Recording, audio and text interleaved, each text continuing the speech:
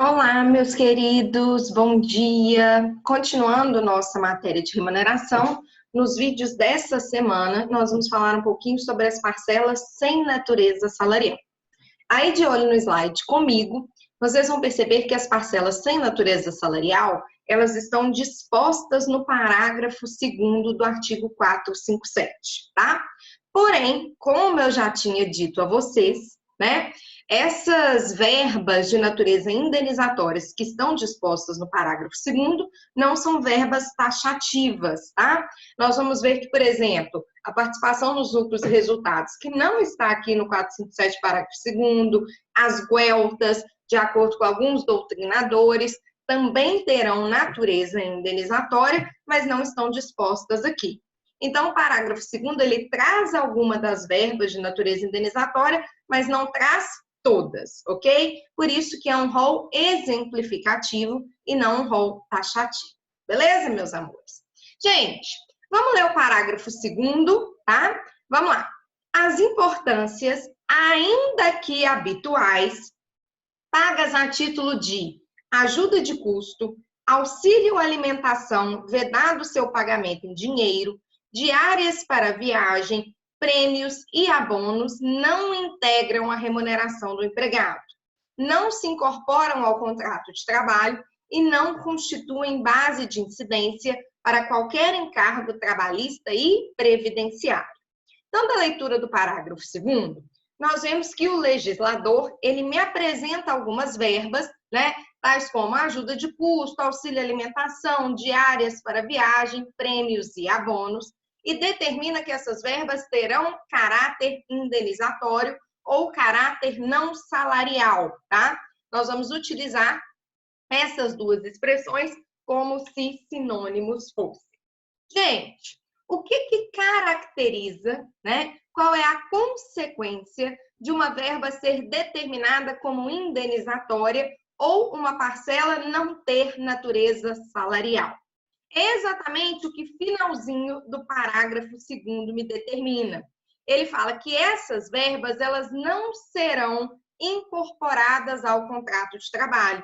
E também, gente, elas não vão constituir base de incidência, base de cálculo para nenhum cômputo de outras verbas.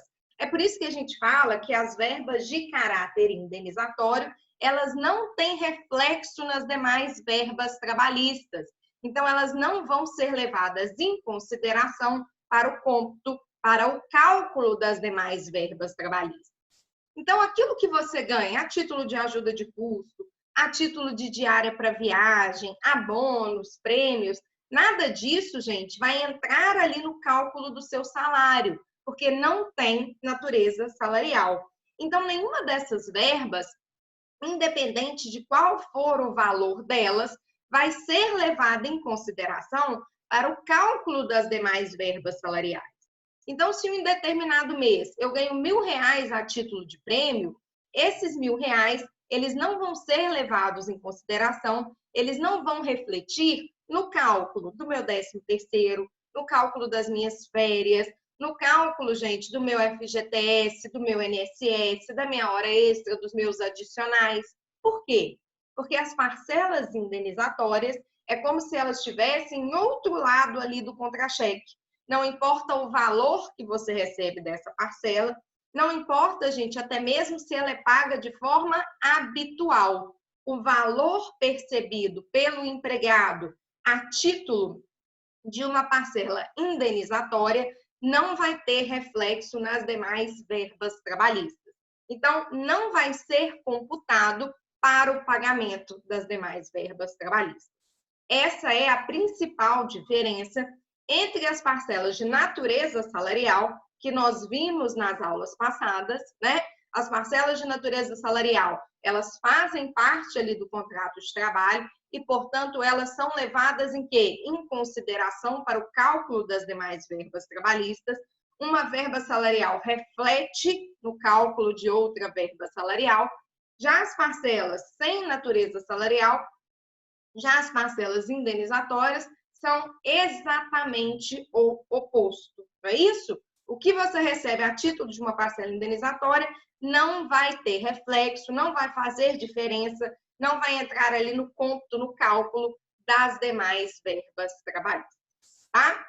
Gente, o 457, ele me apresenta, 457, parágrafo 2º, ele me apresenta algumas verbas que não possuem natureza salarial, tá? Vou aproveitar esse bloco para a gente falar de duas verbas, os prêmios, e depois vamos conversar sobre a alimentação, ok? Gente, primeiro, bora lá conversar sobre os prêmios. Os prêmios, eles foram conceituados no artigo 457, parágrafo 4º. E o 457, parágrafo 4º, ele me diz o seguinte: consideram-se prêmios as liberalidades concedidas pelo empregador em forma de bens, serviços ou valor em dinheiro a empregado ou a grupo de empregados em razão de desempenho superior ao ordinariamente esperado no exercício das suas atividades. Então, gente, os prêmios, como a própria palavra, né, aí me diz, eles servem para premiar aqueles empregados que possuem uma atuação extraordinária, tá? Então, eles servem para premiar aquele empregado que, ao exercer o seu labor, ao prestar os seus serviços, o faz de um modo muito melhor que os seus colegas, tá? Então, o prêmio, ele vem justamente para premiar fatos ou situações acima do que ordinariamente se espera do empregado. Então, aquele empregado que tem uma atuação extraordinária, uma atuação maravilhosa, ele será premiado por isso, tá? É muito comum, gente, esses prêmios serem dados, né, para funcionário do mês, né, para aquele funcionário do mês que não chegou atrasado em nenhum dia daquele determinado mês, que não faltou nenhum dia daquele determinado mês, que abriu e fechou o caixa sem nunca, né, dar nenhum tipo de diferença. É muito comum também para aqueles empregados que trabalham com vendas, não é isso? Olha, determinado empregado que bater a meta do semestre será premiado com uma viagem para Paris. O empregado que bater a meta, que vender mais peças automotivas, será premiado com uma viagem para conhecer a fábrica em Roma, né? Olha, o professor que foi escolhido o melhor professor do semestre vai ganhar um cheque, um prêmio no valor de um salário, tá? Gente, isso tudo são o quê? São prêmios que estão servindo ali para reconhecer, para premiar aquela situação extraordinária, aquele empregado que tem um desempenho extraordinário, tá? Os prêmios, eles podem ser distribuídos para uma pessoa só, como eles podem ser distribuídos para um grupo ali de empregados, né? Às vezes os empregados trabalham em equipe, a melhor equipe, né, é premiada, seja com um bem, seja com um serviço, ou até mesmo com dinheiro, tá? O 457, parágrafo 4º, ele permite que os prêmios sejam pagos em forma de bens, serviços ou até mesmo em dinheiro, beleza? Ah, o melhor advogado do escritório que trouxe mais clientes para o escritório naquele determinado ano vai ganhar um carro zero. Sim, é uma espécie de prêmio e não terá natureza salarial, tá? A grande questão, gente, que eu vou falar agora me referindo a prêmios, mas vai servir para todas as parcelas indenizatórias que nós vamos conhecer daqui para frente, é que no direito do trabalho vige um princípio que nós chamamos de primazia da realidade sobre a fonte, tá? O que é isso, gente? Nós já vimos que as parcelas que não têm natureza salarial, as parcelas indenizatórias, elas não entram no cômputo, no cálculo das demais verbas trabalhistas. Então, gente, para um bolso de um empregador, é muito mais barato pagar uma verba de natureza indenizatória do que pagar uma verba de natureza salarial. Isso porque, gente, lembra quando eu comentei de gorjetas com vocês? Isso porque quanto mais verbas salariais o empregador paga, maior vão ficando o quê? As consequências. Maior, gente, é o depósito do FGTS, maior são as contribuições trabalhistas e previdenciárias que ele tem que pagar à União, maior vai ser o quê, gente? Maior vai ser o 13º, maior vai ser o valor das férias. Então, para um empregador, quanto mais verbas de natureza salarial ele paga, isso vai pesar mais no seu bolso, tá? Devido a isso, gente, buscando fraudar a legislação trabalhista, tá? Vários empregadores pegam verbas que são salariais, mas dão o nome de uma verba indenizatória, tá? É como se eu, ao contratar um de vocês, falasse o seguinte: olha, o seu salário vai ser de R$3.000, tá? Mas, o seu salário fixo, R$3.000, todo mês você vai ganhar R$1.000 a título de prêmio. Gente, se eu ganho R$3.000 e já ali na minha contratação ficou estabelecido que todo mês eu vou ganhar R$1.000 a título de prêmio, esse valor de R$1.000, ele está sendo destinado para premiar um fato ou uma situação acima do que ordinariamente se espera do empregado? Não. Isso, gente, não quer dizer que o empregado não possa ganhar prêmios todo mês. Ele até pode, se ficar comprovado que ele tem uma atuação extraordinária mensalmente. Agora, no meu exemplo, a pessoa ganha prêmios independente da sua atuação. Nesse caso, então, gente, embora tenha o nome de prêmio, embora esteja lá no contra-cheque escrito que ele ganha prêmios mensais no valor de R$1.000, quando você investiga, você vê que não existe prêmio nenhum, que na verdade aquilo é o salário dele, não é isso? Só que o empregador tira R$1.000 do salário e paga a título de prêmio, porque ele sabe que esses R$1.000 não vão o quê, gente? Refletir no cômputo das demais verbas. Acontecendo isso, aplica-se o princípio da primazia da realidade sobre a forma.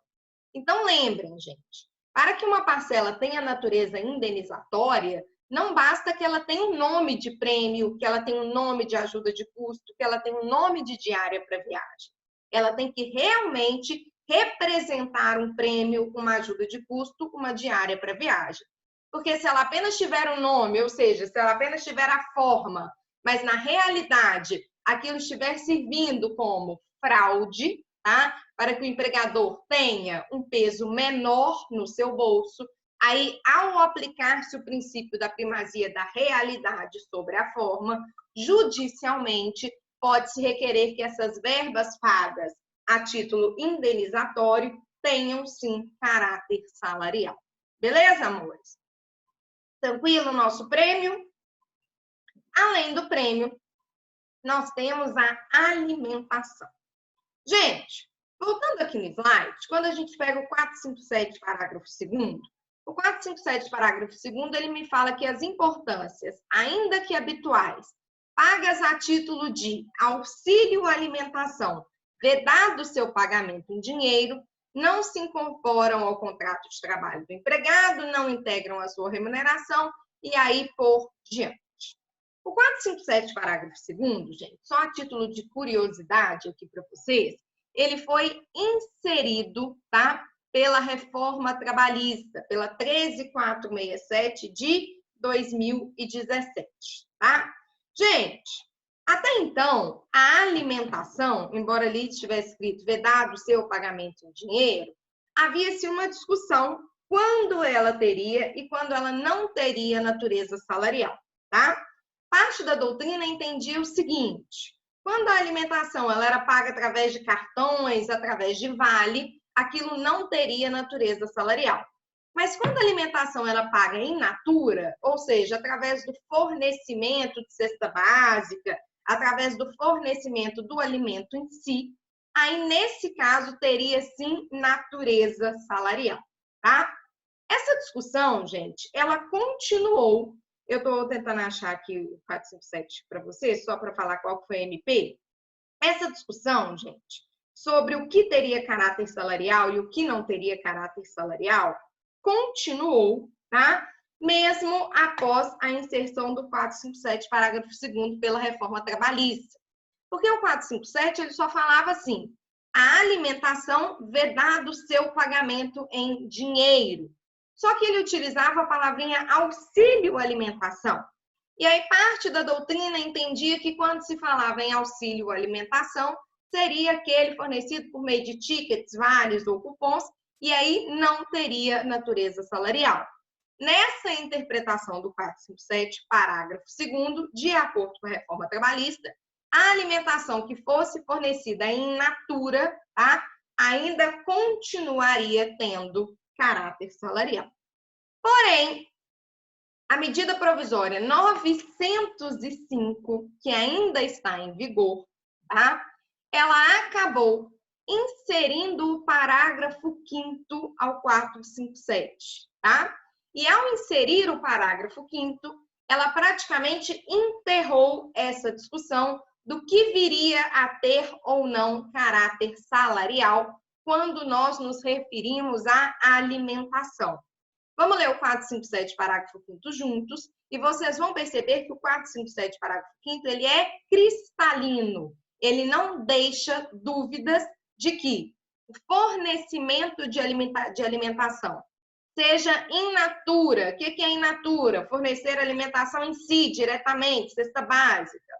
Ou seja, por meio de documentos de legitimação, tais como tickets, vales, cupons, cheques, cartões eletrônicos destinados à aquisição de refeições ou de gêneros alimentícios, não possui natureza salarial e nem é tributável para efeito da contribuição previdenciária e dos demais tributos incidentes sobre a folha de salários, e tampouco integra a base de cálculo do imposto sobre a renda da pessoa física.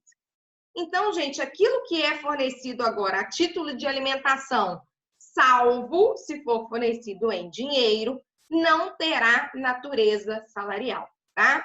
Então, se o seu empregador ele te paga um auxílio alimentação, seja te entregando uma cesta básica, ou seja, te dando aquele ticket de alimentação, vale alimentação, cheque, um cartão destinado apenas para aquisição de refeições ou de gêneros alimentícios, isso não terá caráter salarial, mas terá caráter indenizatório.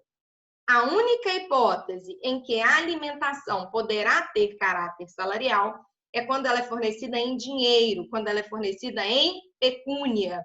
Isso é muito comum no serviço público, tá? Quando você vai fazer um concurso para o serviço público, você olha no edital, e no edital, quando ele fala a remuneração que vai ser paga pelo exercício daquele cargo, geralmente está lá, salário, R$5.000, ajuda à alimentação, R$700. Esse valor de ajuda à alimentação, ele é fornecido em dinheiro. A partir do momento que é fornecido em dinheiro, aí sim terá natureza salarial. Por quê? Porque a partir do momento que você fornece em dinheiro, você não tem como controlar que aquele valor vai estar sendo utilizado para aquisição de refeições ou de gêneros alimentícios, tá? Por isso que o 457, parágrafo 2º, fala ali, vedado o seu pagamento em dinheiro, tá? Isso, gente, é para evitar a fraude, não é isso? Isso é para evitar que eu contrate um empregado e fale, olha, seu salário é R$1.000, mais R$500 a título de auxílio alimentação. Quando você paga isso em dinheiro, isso abre brecha para fraude, né? Para que a pessoa, na verdade, tenha o salário de 1.500, só que aqueles 500 não será o quê? Tributável para efeito de contribuições previdenciárias, de demais tributos, nem terá reflexo nas demais verbas de caráter salarial, tá? Então, essa vedação para o pagamento em dinheiro, ela é determinada para que se evite fraudes, como nós temos conversado. Beleza? Gente, então nós conversamos sobre o que são as parcelas indenizatórias, vimos duas parcelas, não é isso? Vimos os prêmios e o auxílio e a alimentação, e no próximo bloco vamos conversar sobre mais algumas parcelas de natureza indenizatória, ok? Fica aí comigo, até daqui a pouquinho.